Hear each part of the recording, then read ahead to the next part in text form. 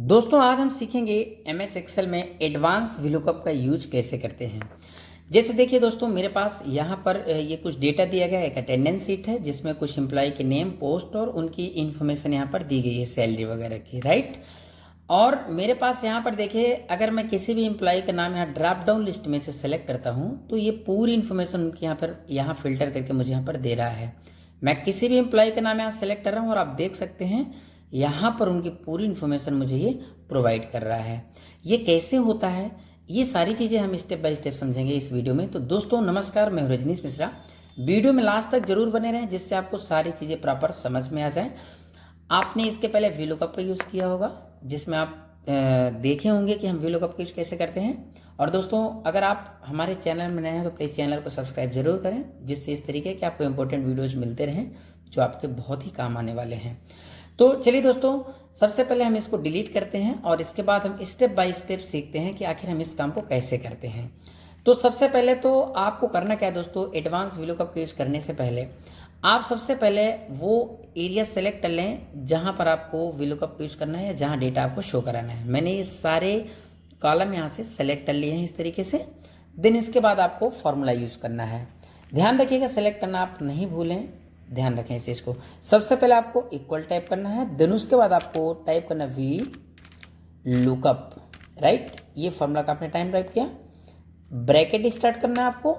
Then इसके बाद सबसे पहले आपको लुकअप वैल्यू में आपको वो सेल सेलेक्ट करना जहां पर आप नाम टाइप करना चाह रहे हैं या जहां से आप नाम, जिसको सेल को आधार मान करके आप डेटा को फाइंड कराना चाहेंगे, राइट।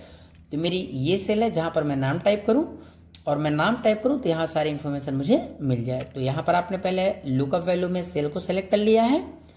देन इसके बाद आप कॉमा लगाएं और इसके बाद आपको यहाँ देखिए टेबल अरे पूछ रहा है। टेबल अरे में आपको वो पूरा टेबल सेलेक्ट करना है जिस टेबल से आपको डेटा को फाइंड कराना है।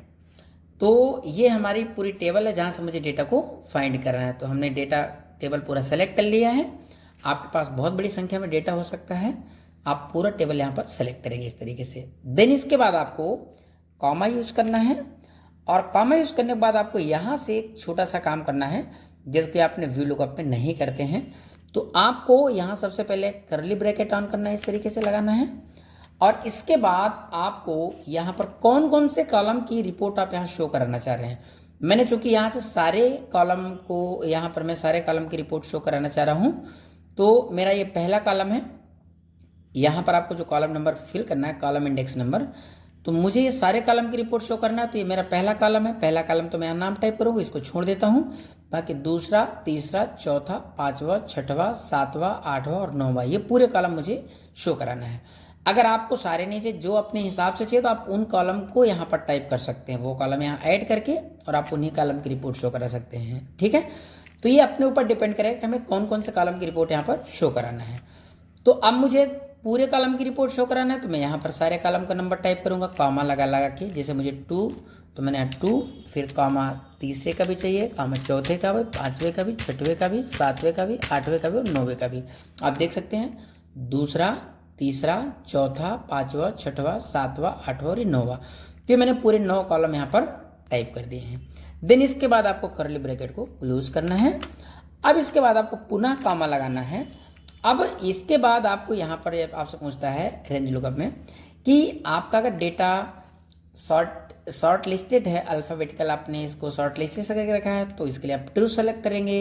अगर आपका डेटा शॉर्ट लिस्टेड नहीं है तो इसके लिए फॉल्स, तो फॉल्स के लिए आपको 0 टाइप कर देना है इस तरीके से, राइट। इसके बाद आपको ब्रैकेट क्लोज करना है। अब यहाँ भी सबसे इंपॉर्टेंट बात यह है कि ये सब कुछ करने के बाद आपको सिंगल इंटर प्रेस नहीं करना है, आपको यहाँ पर Ctrl+Shift दोनों को एक साथ प्रेस करना है और उसके बाद आपको इंटर की प्रेस कर देना है। अब देखिए मेरे पूरा डेटे जितने भी मेरे यहाँ पर कॉलम है, यहाँ पर सब जगह ये NA इस तरीके से इरर शो कर रहा है। क्यों? क्योंकि मेरी ये जो सेल है ये अभी खाली पड़ी हुई है। आपको करना क्या है, यहाँ से किसी भी एम्प्लॉय को मैं नाम टाइप करता हूँ। जैसे कि मैंने यहाँ टाइप किया, यहाँ दिव्या जो कि एक मैनेजर है और जिसकी ये इंफॉर्मेशन है, तो मैं अगर इसका यहाँ पर नाम टाइप करता हूँ दिव्या, और जैसे मैं इंटर करता हूँ तो आप देख सकते हैं यहाँ पर इस लिस्ट में से दिव्या की पूरी इन्फॉर्मेशन मुझे यहाँ पर शो कर रहा है। तो इस तरीके से मैं किसी का भी अगर नाम, मैंने यहाँ टाइप किया काजल, ये काजल है, और मैंने यहाँ पर नाम टाइप किया काजल। जैसे मैं इंटर करूँगा तो ये देखिए काजल की पूरी इन्फॉर्मेशन ये शो कर रहा है। अब बात ये तो आपको समझ में आ गया कि हम लुकअप का यूज़ कैसे करेंगे एडवांस तरीके से। अब बात आती है क्या हम इतने सारे लिस्ट में से हमारे पास हज़ारों की संख्या में एम्प्लॉय हो सकते हैं, तो क्या हम सबका नाम इस तरीके से टाइप करेंगे? बिल्कुल नहीं। तो हम यहाँ ड्रॉप डाउन लिस्ट कैसे बनाएंगे, इसके लिए आपको क्या करना है, सबसे पहले आप तो ये सेल को तो एक्टिव कर ही लिया, आप सेलेक्ट किए हैं, आप चले जाइए डेटा टैब में, और डेटा टैब से आप चले जाइए यहाँ से डेटा वैलिडेशन वाले ऑप्शन पर, यहाँ जाएं आप और यहाँ से आप डेटा वैलिडेशन पर क्लिक करें। अब देखिए जैसे आप डेटा वैलिडेशन पर क्लिक करते हैं तो यहाँ पर आपको सेटिंग में यहाँ पर अलाउ में एनी वैल्यू लिखा है, राइट। तो आपको एनी वैल्यू वाले ऑप्शन पर जाना है यहाँ, और यहाँ से आपको लिस्ट ऑप्शन को सेलेक्ट करना है। ये मैंने लिस्ट को सेलेक्ट किया। देन इसके बाद आपको यहाँ सोर्स पे जाना है, और जो ड्रॉप डाउन में जितने भी आप जो लिस्ट आप ऐड करना चाह रहे हैं उसको इस तरीके से सेलेक्ट कर दे। मैंने सारे नाम ये सेलेक्ट कर दिया, आपके सारे नाम यहाँ से, सारे प्रोडक्ट जो भी आप जिससे रिलेटेड डेटा तैयार कर रहे हैं, जिसके आप ड्रॉप डाउन लिस्ट बनाना चाह रहे हैं, उसको आप इस तरीके से सेलेक्ट करें, और देन इसके बाद आप इसको ओके कर दें। अब देखिए आपका ये भी काम हो चुका है। आप देखिए ड्रॉप डाउन लिस्ट आ गई है, यहाँ पर सारे नाम आ रहे हैं। जैसे मैंने सूरज जी को सेलेक्ट किया तो ये सूरज जी का आ रहा है डेटा। मैंने अगर यहाँ पर बाल मुकुंद जी को सेलेक्ट किया तो ये उनका डेटा आ रहा है हमारे पास। अगर मैंने यहाँ पर ओम भाई को सेलेक्ट किया तो ये ओम भाई का डेटा आ रहा है। अगर मैंने यहाँ पर सार्थक डॉन को सेलेक्ट किया तो ये सार्थक डॉन का डेटा आ रहा है। तो इस तरीके से आप देख सकते हैं कि हम किस तरीके से इसका एडवांस तरीके से यूज कर सकते हैं। तो दोस्तों उम्मीद है कि आपको वीडियो समझ में आया होगा और अच्छा लगा होगा। दोस्तों अगर वीडियो अच्छा लगा तो लाइक शेयर जरूर करें वीडियो को।